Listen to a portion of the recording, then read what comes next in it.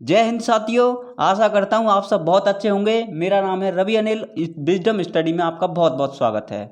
और और हमने शुरू की है स्पेशल आर्मी के लिए एक सीरीज, जिसमें आपके लिए प्रश्नों की श्रृंखला दी जाती है। बहुत सारे प्रश्न कराए जाते हैं और कल से हमारा प्रयास रहेगा कि पूरा पेपर मतलब 50 प्रश्न लाए जाएं, जिसमें आपकी जीएस होगी, मैथ होगी और आपकी रीजनिंग। आपको जितना भी सिलेबस है उसमें कवर किया जाए प्रश्नों के माध्यम से। तो चलिए आज के प्रश्न देख लेते हैं क्या हैं। चलिए, ये कह रहा है ए की आयु बी से 25% कम है, तो बी की आयु ए से, इसका मतलब है कितने परसेंट अधिक है। तो देखिए, सबसे पहले तो ये बात जान लीजिए कि परसेंट का मतलब क्या है। यहाँ परसेंट का मतलब है मेरे भाइयों 100। परसेंट का मतलब क्या होता है 100। इस चीज़ को आपको याद रखना है। तो देखिए, एक तरफ ए और ये है बी। ए की आयु बी से 25% कम है। किससे कम है? बी से। तो बी की मान लो 100 है और इसकी 25% कम है, तो इसकी क्या हो गई? 75 का हो गई। इसकी कितनी हो गई? 75 हो गई। अब ये कह रहा है कि बी की आयु ए से, तो बी की आयु मतलब 100 75 से कितने परसेंट अधिक हैं? तो वैसे कितने अधिक हैं? 25। किससे तुलना किससे कर रहे हैं? तुलना कर रहे हैं ए से। तो ए को रखेंगे हमेशा, मतलब जिससे तुलना की जाती है उससे को रखते हैं हमेशा नीचे, और 100 का गुणा कर देंगे क्योंकि परसेंट में हमें बदलना है। तो 25 से ये 3 बार, और 3 का जब भाग देंगे 100 में तो हमारा आएगा 33 सही 1/3%। तो इस तरह का आपको ऑप्शन दिख रहा होगा, ये है आपका सी, 33 सही 1/3। चलिए अगला क्वेश्चन देखते हैं। अगला क्वेश्चन है आपका आयु संबंधी चैप्टर से। देखिए, हिमांशी और प्रियंका की आयु का अनुपात 3:5 का अनुपात है। ठीक है। यदि दोनों की आयु का योग 80 वर्ष है, तो 10 वर्ष बाद पश्चात मतलब बाद हिमांशी की आयु और प्रियंका की आयु दोनों की अलग अलग पूछी है। तो देखिए, यहाँ हिमांशी को मैं मान लेता हूँ, H और प्रियंका को मान लेता हूँ P।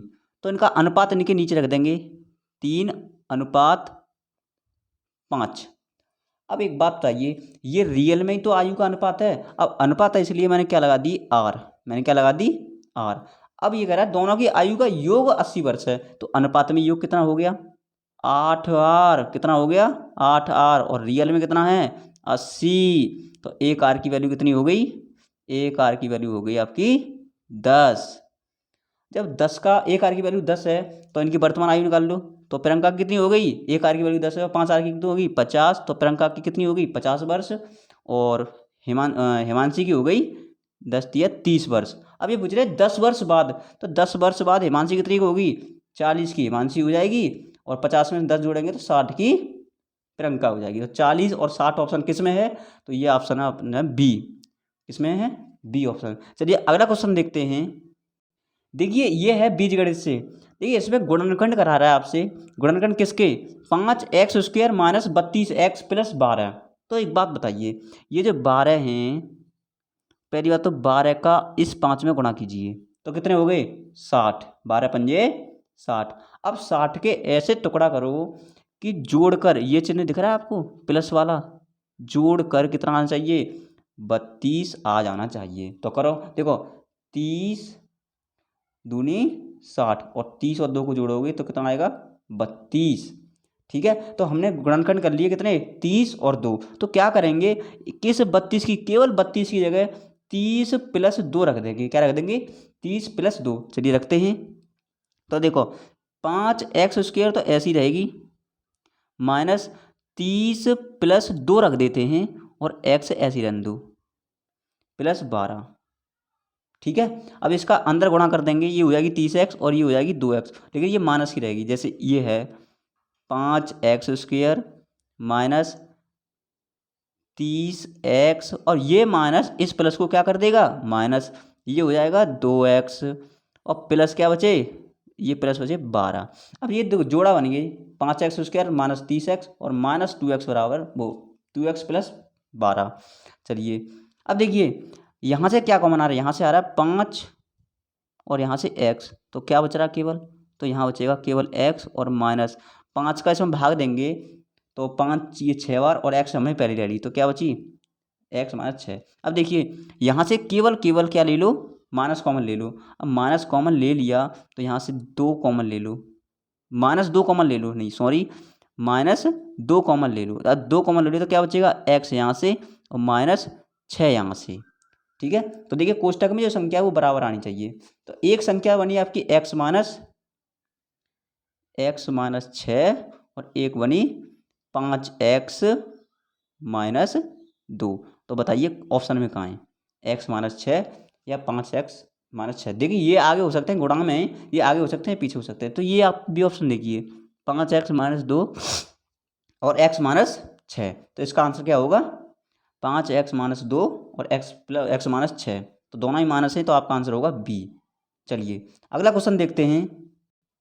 समबाहु त्रिभुज का परिमाप 18 सेंटीमीटर है। देखिए त्रिभुज का परिमाप या किसी का ही परिमाप पूछा हो तो परिमाप का मतलब होता है उसके तीनों ओर, अगर त्रिभुज है तो तीनों ओर की इसकी भुजाएं उसकी जोड़ लो तो वही परिमाप कहलाता है। परिमाप दिया है 18। अब ये बताइए समबाहु मतलब समान बाहु हैं, तो इसका मतलब है अगर कोई छः जोड़कर बनती हैं तो 3 ऐसे भुजाएं जोड़ी गई हैं जो बराबर की हैं। तो अब परिमाप त्रिभुज में कितनी भुजाएं होती हैं, 3, तो 3 का भाग दे दो 18 में, तो हमें एक भुजा आ गई। एक भुजा कितने की आ गई, 6। तो मतलब ए बराबर कितना आ गया, 6। और इसका क्षेत्रफल पूछा, तो क्षेत्रफल का फॉर्मूला आपको याद होना चाहिए, अंडरू 3/4 इंटू ए का वर्ग। अब ए की वैल्यू कितनी है, 6, 36। तो ये होगा 4 से ये 9 बार, तो कितना बचा, 9√3। आपका आंसर क्या आ गया, 9√3। चलिए इसका आंसर हो गया ए। चलिए आगे देखते हैं, अगला प्रश्न है। देखिए आपको समय भी बचाना है और पेपर भी करना है। तो देखिए इस प्रकार के प्रश्न कैसे करते हैं। तो देखिए एक आयत की लंबाई चौड़ाई से 3 गुना अधिक व 6 मीटर कम है।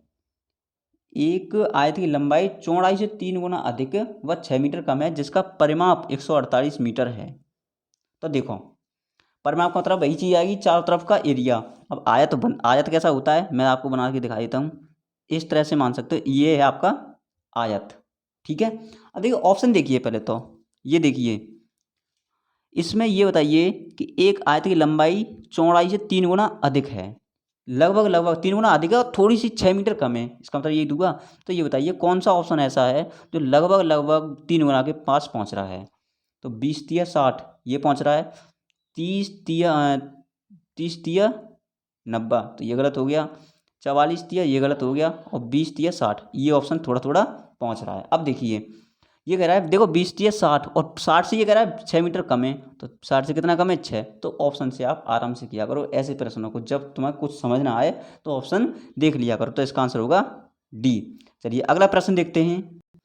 त्रिभुज हो, चतुर्भुज हो या फिर कोई भी हो, इनसे क्वेश्चन आपके में बनेगा ही बनेगा। देखिए कैसे बनेगा, चतुर्भुज के चारों कोणों का जोड़ कितना होता है।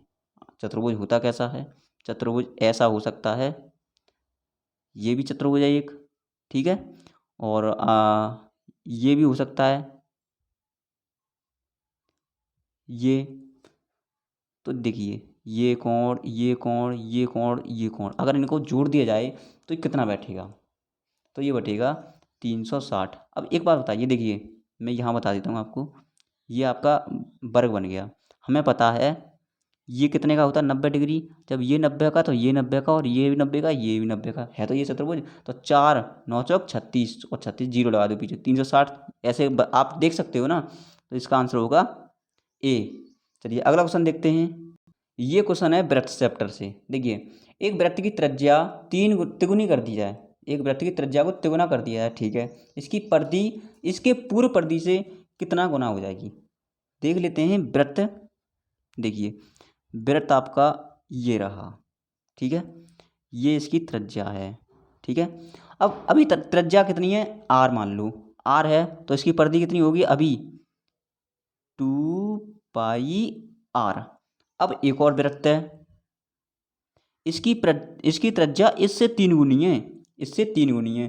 जब 3 गुनी है तो कितना हो जाएगा, तो 3 का गुणा हो जाएगा, तो 6πr। तो इसकी परिधि हो गई 6πr और इसकी हो गई 2πr। तो अब ये कह रहा है इसकी परिधि मतलब ये वाली परिधि पूर्व वाली परिधि मतलब पहले वाली परिधि से कितना गुना हो जाएगी। तो देख लेते हैं, तुलना किससे करा है, पूर्व वाली परिधि से, तो उसे रख दो नीचे और ये रख दो ऊपर। तो ये कटेगी पाई और 2 से कटेगी 3 बार, तो 3 का मतलब है 3 गुना हो जाएगी। क्या हो जाएगी? 3 गुना आपका आंसर होना चाहिए बी। ठीक है, इस तरह के क्वेश्चन आ जाते हैं और आपको ढंग से प्रैक्टिस करनी चाहिए। चलिए अगला क्वेश्चन है, एक बार फिर से आ गया ये गुणनखंड वाला। देखिए अगर ये माइनस ना दिया होता तो हम हल करते ही नहीं। क्यों नहीं करते? देखते हैं क्यों नहीं करते। मैंने क्या बताया, सबसे पहले तो हम प्लस देखो, ये प्लस है या माइनस है? हाँ प्लस है। अब प्लस को देखते हुए 42 के ऐसे टुकड़ा करो कि जोड़कर कितना आना चाहिए? 13। तो हम करेंगे 7 छिंग 42। कितना? 7 छिंग 42। अब देखिए ना तो ये हो सकता और ना ही ये हो सकता है। ये हो सकता है प्लस में, या फिर ये माइनस में हो सकता है। तो देखते हैं माइनस में होगा या प्लस में होगा। ठीक है, तो देखिए हम लिख सकते हैं एक्स की x square minus 7x minus 6x plus 42। क्योंकि ये हम इसलिए लिख सकते हैं 7x और 6x को हम जोड़ेंगे तो कितना आएगा? 13x आएगा। यहाँ से कॉमन ले लो, x कॉमन ले लो, तो यहाँ बचेगी x माइनस 7 और यहाँ से माइनस 6 कॉमन ले लो तो माइनस 6 और यहाँ बचेगी x और 6 का भाग देंगे तो x माइनस 7। ये माइनस इसको कर देगा। एक ये कोष्टक वाला, तो x माइनस 7 बराबर 0 लग रहा है, तो x बराबर क्या हो गया? 7। हमें एक बात समझ में आएगी, 7 का मान आ गया प्लस, तो हमें आगे का हल करना ही नहीं है। ये भी माइनस है तो इसका भी प्लस का ही आएगा, तो इसका आंसर क्या होंगे? प्लस वाले होंगे, मतलब टी ऑप्शन। चलिए अगला क्वेश्चन देखते हैं। साधारण ब्याज चैप्टर से रट लेने हैं, देख लेने हैं, समझ लेने हैं बढ़िया से। देखिए 5,000 रुपये 7% दर पर 3 वर्ष में साधारण ब्याज पूछी है। बहुत बढ़िया। देखिए आपको पता होगा कि जो साधारण ब्याज होती है उसे हम ऐसा ही बोल देते हैं, और ऐसा ही क्या होता है? मूलधन मतलब प्रिंसिपल, मतलब दर मतलब रेट, और समय मतलब टी इंटू 100।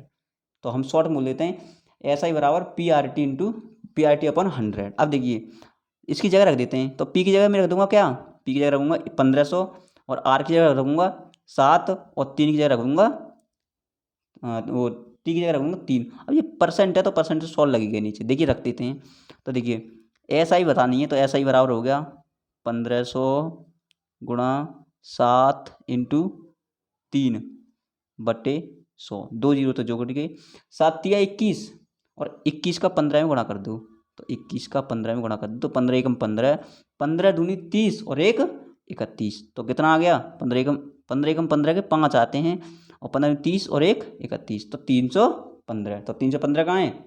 ये रहा सी ऑप्शन। तो साधारण ब्याज से आ सकते हैं, ज़्यादा डीपली नहीं जाएंगे आरबी में। और अगले क्वेश्चन, अगले प्रैक्टिस सेट में हम सब तरह के क्वेश्चन देखेंगे। चलिए अगला क्वेश्चन देखते हैं।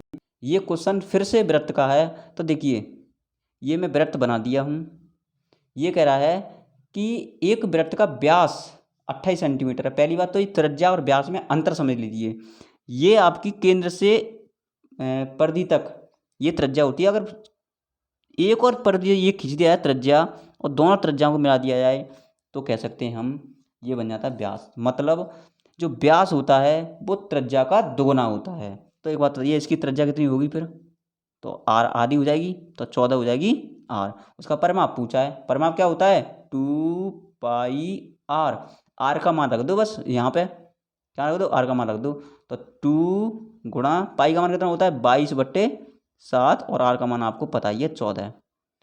कितना होता है? 14। 2 से ये 7 से ये 2 बार, और 2 दूनी 4, और 4 का गुणा करेंगे 22 में कितना आएगा? 88। तो आपका आंसर क्या आएगा? 88। इसका परिमाप क्या बनेगा? 88। चलिए अगला क्वेश्चन देखते हैं। ये देखिए दो संख्याओं का योग दिया है 97। तो मैं एक संख्या मान लेता हूँ a और एक संख्या मान लेता हूँ b। कितना दिया है? 97। ठीक है, और आगे दिया है अंतर दिया है, मतलब a माइनस बी बराबर दिया है 37। ठीक है, उनका गुणनफल क्या होगा? मतलब a गुणा b पूछा है। तो देखिए इनको अगर मैं जोड़ दूं, कैसे जोड़ दूं? तो देखिए a माइनस बी बराबर 37। इस समीकरण के नीचे इसकी ये लिख दिया, तो b से b कट गया क्योंकि एक प्लस की एक माइनस की है। तो जोड़ेंगे तो 2a बराबर, यहाँ तो कुछ बचा नहीं, बराबर उन्हें जोड़ दो, तो 7 और 7 14, और 9 3 12 और 1 13, 134। अब 2 से काट देंगे क्या, ए का मान कितना आ गया, ये 2 छिंग 12 और 2 सत्ते 14, 67 आ गया। अब ए और बी का मान कितना था, 97, और ए अकेले का 67, तो बी का मान घटा दो यहाँ से, तो बी का मान आ गया आपका, बी का मान आ गया 97 में से 67 घटाएंगे तो 30। ए का मान पता है, बी का मान पता है, गुणा कर दो 67 का 30 में गुणा कर दो। तो मान लो थोड़ी देर, मान लो जीरो नहीं है तो ठीक है, ये तो पूछा, गुणा ही तो पूछा है, तो मान लो जीरो नहीं है तो हमने जीरो हटा दिया थोड़ी देर के लिए। 3 का गुणा 7 तिया 21, हासिल 1, हासिल वो हासिल 2, और 6 तिया 18, 18 2 20, और जीरो हमने लगा दिया पीछे, तो आपका आंसर आ गया 20 10। क्या ऑप्शन क्या है, सी 20 10। चलिए अगला क्वेश्चन देखते हैं।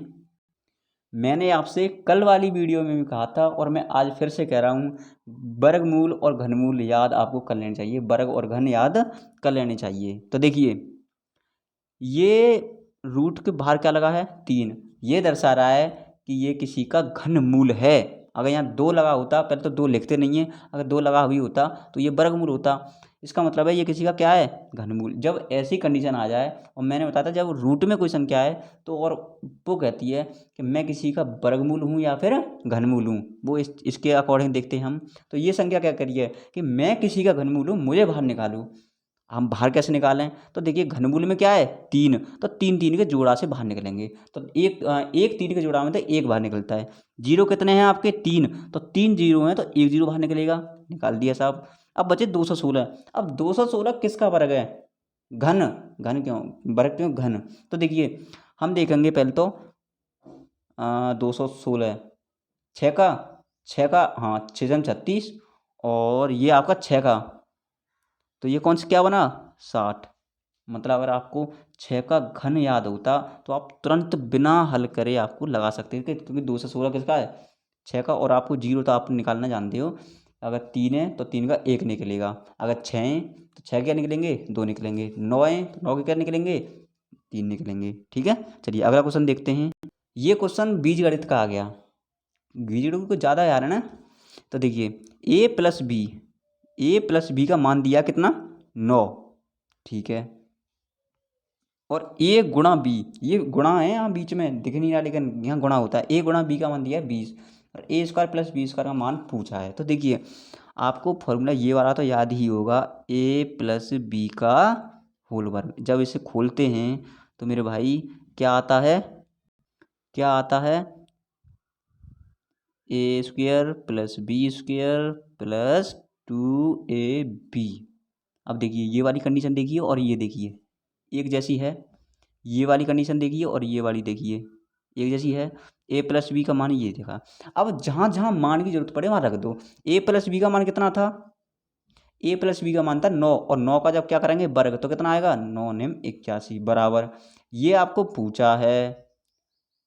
ठीक है, और देखिए ए बी का मान कितना है, ए बी का मान है आपका 20, और 20 का गुणा करेंगे 2 में तो ये आएगा आपका 40। तो एक बात बताइए, ये प्लस ये इधर जुड़ रहे हैं तो इधर आएंगे तो घट जाएंगे, तो 81 में से 40 घटाएंगे तो कितना आएगा, तो ये आएगा आपका 41, और जो किसके बराबर होगा ए स्क्वायर प्लस बी स्क्वायर के बराबर। तो मतलब इसका मान कितना हो गया 41। तो आपका आंसर क्या होना चाहिए बी, आपका आंसर होगा बी। चलिए अगला क्वेश्चन है, ये मैं रीजनिंग के लिए आपके लिए क्वेश्चन लिखा है रीजनिंग का। देखिए श्रेणी से है, नीचे दिए गए प्रश्न श्रृंखला में श्रृंखला किसी एक नियम से आगे बढ़ती है, श्रृंखला में एक संख्या छूट गई है, छूटी हुई संख्या को रिक्त स्थान द्वारा दर्शाया गया है, श्रृंखला के रिक्त स्थान में आने वाली संख्या क्या होगी। सबसे पहले तो मैंने ये देखना है, हमने क्या देखना है, ये 128, 128 के बाद हम 64 पे जा रहे हैं, मतलब आधा कर दिया, और 64 के बाद 32, मतलब इसका आधा कर दिया, और 32 का आधा 16, और 16 का आधा आप कर दो आंसर। ठीक है, मतलब 128 का आधा ये कर दिया इसने, और 64 का आधा ये 32 कर दिया, 32 का आधा क्या कर दिया 16 कर दिया, अरे 16 का आधा आप कर दो, अगली संख्या आपकी, तो आंसर हो गया 8, मतलब बी।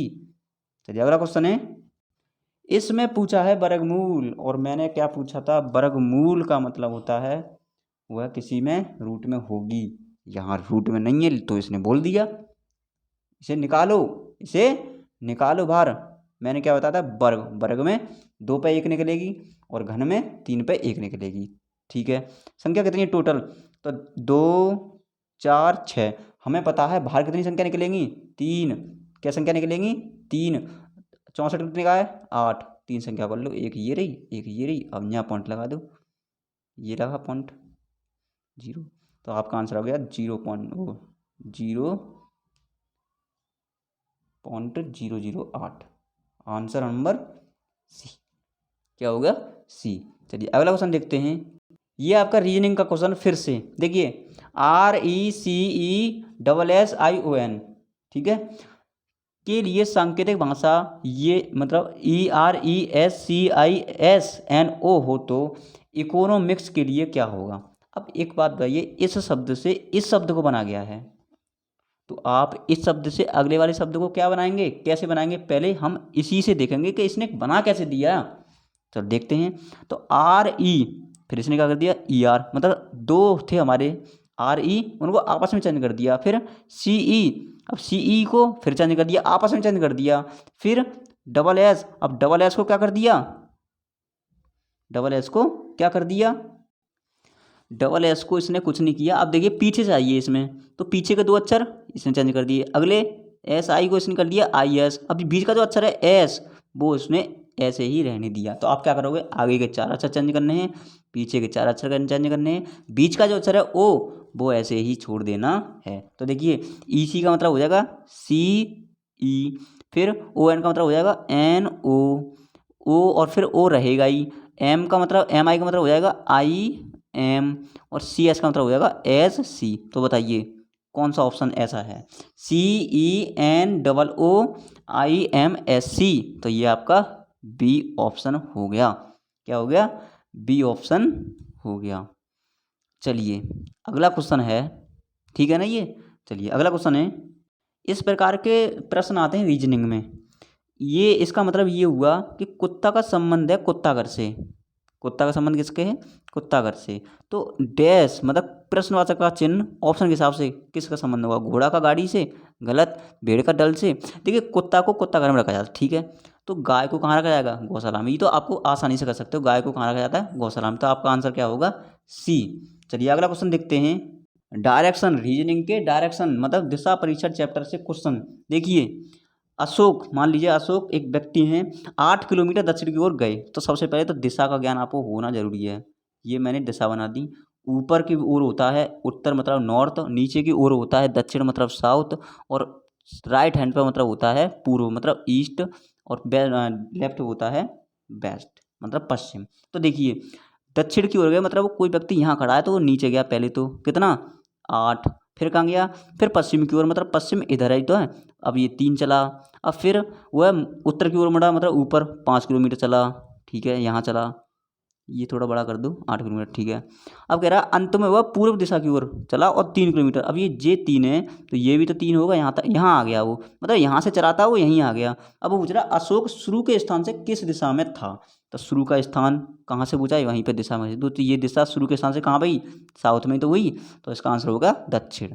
इसका आंसर क्या हो गया, दक्षिण। चलिए अगला क्वेश्चन है, ये भी रीजनिंग से है लेकिन ये अनुपात समानुपात में भी आ जाता है। देखिए अनुपात 8 अनुपात, देखिए इसको मैं इस तरह से लिख सकता हूँ 8/9 या फिर 8:9, एक ही बात है। और समानुपात का मतलब होता है बराबर लगा सकता हूँ, तो x/18 इसको लिख सकता हूँ। हमें पता है नीचे से संख्या नीचे ही कट जाती है 2 बार, और 2 का गुणा 8 में करेंगे तो 8 दूनी 16। तो x बराबर क्या आ गया, 16। चाहे 16 बराबर x लिख दो, चाहे x बराबर 16 रख दो, बात एक ही है। तो आपका आंसर क्या हो गया, डी। चलिए अगला क्वेश्चन है, और आज का लास्ट क्वेश्चन है कि एक ट्रक में 300 अंडे हैं, ठीक है, कितने अंडे हैं, 300। उसमें से 20% अंडे खराब हो गए। तो ये बताइए ये 300 अंडे हैं वो अपने आप में 100% है कि नहीं, अपने आप में 100% है, ठीक है। उसमें से 20% खराब रह गए, तो कितने परसेंट बचे, अरे खराब तो हो गए 20%, कितने परसेंट बचे, तो 80% बचे। तो ये पूछ रहा है इसमें से कितने अंडे ट्रक में अच्छी स्थिति में। तो मतलब 20 अगर निकाल देंगे तो 80% तो 80 हैं, तो 300 का 80% निकाल दो, डायरेक्ट आपका आंसर आपके हाथ में। देखिए 2 जीरो से 2 जीरो कटे, 8 तिया 24 और 1 जीरो बचा ये, तो 240 रुपये मतलब 240 अंडे अभी हमारी सही स्थिति में हैं। चलिए अगर वीडियो आपको पसंद भी आई हो, थोड़ा सा कुछ सीखने को मिला हो, तो वीडियो को लाइक करें और हमारे चैनल यूट्यूब विजडम स्टडी को सब्सक्राइब करें। देखिए कल से मैं लाने वाला हूँ आपके लिए प्रत्येक सेट, मतलब पूरा सेट 50 क्वेश्चन का सेट होगा, जिसमें आपको जीएस दी जाएगी, मैथ दिया जाएगा, और हो सकता है मैं कल आपको अपने फेस से पढ़ाऊँ, बोर्ड पे पढ़ाऊँ। ठीक है, तो बने रहिए ऐसे ही, और इतना प्यार देने के लिए बहुत बहुत धन्यवाद।